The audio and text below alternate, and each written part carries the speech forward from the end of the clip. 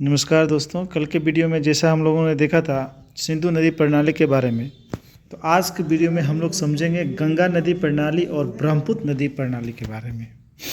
गंगा नदी प्रणाली में हम लोग जानेंगे गंगा और उसकी प्रमुख सहायक नदियों के बारे में, उसका उद्गम स्थल कहाँ है और उसकी लंबाई कितनी है।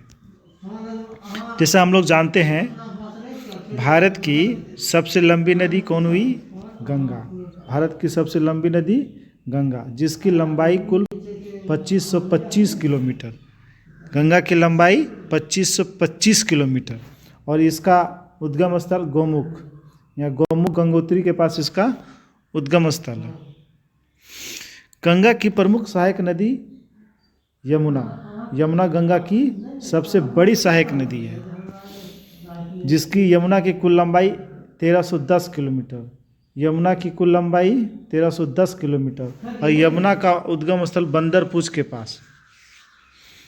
आगे देखते हैं हम लोग, यमुना जो है यह भी एक बड़ी नदी है, तो इसकी सहायक नदियों के बारे में।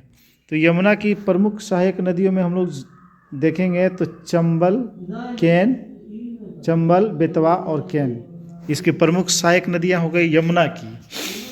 उसके बाद गंगा की एक और प्रमुख सहायक नदी सोन नदी, या गंगा में दक्षिण से मिलने वाली सबसे बड़ी सहायक नदी है सोन नदी। इसका उद्गम स्थान अमरकंटक से है। इसका उद्गम स्थान अमरकंटक से है। उसके बाद हम लोग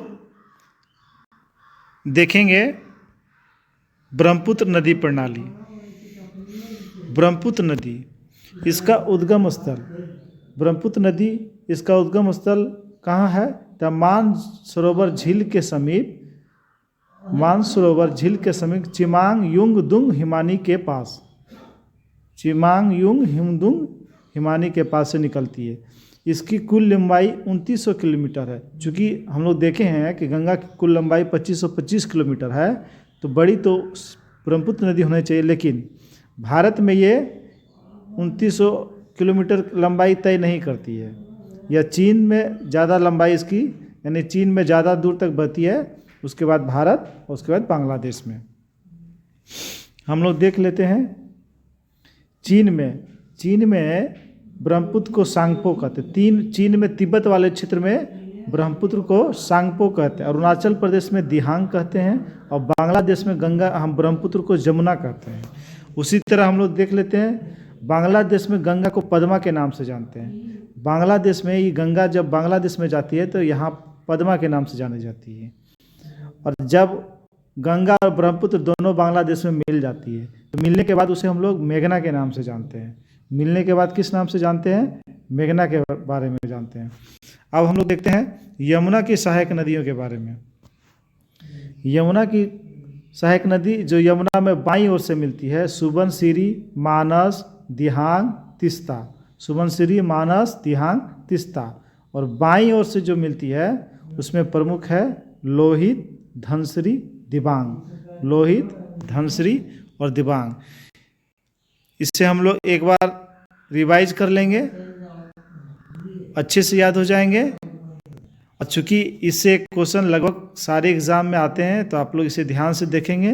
दोनों वीडियो, कल का सिंधु नदी प्रणाली और आज गंगा नदी प्रणाली और ब्रह्मपुत्र नदी प्रणाली, दोनों से ये क्वेश्चन, ये कि ब्रह्मपुत्र नदी को तिब्बत में सांगपो, अरुणाचल प्रदेश में दिहांग, बांग्लादेश में यमुना, और बांग्लादेश में गंगा को कहते हैं पद्मा, और जो ब्रह्मपुत्र और गंगा के मिलने के बाद जो कहलाती है उसे मेघना कहते हैं। ये याद रखना है, इससे क्वेश्चन आते ही हैं लगभग।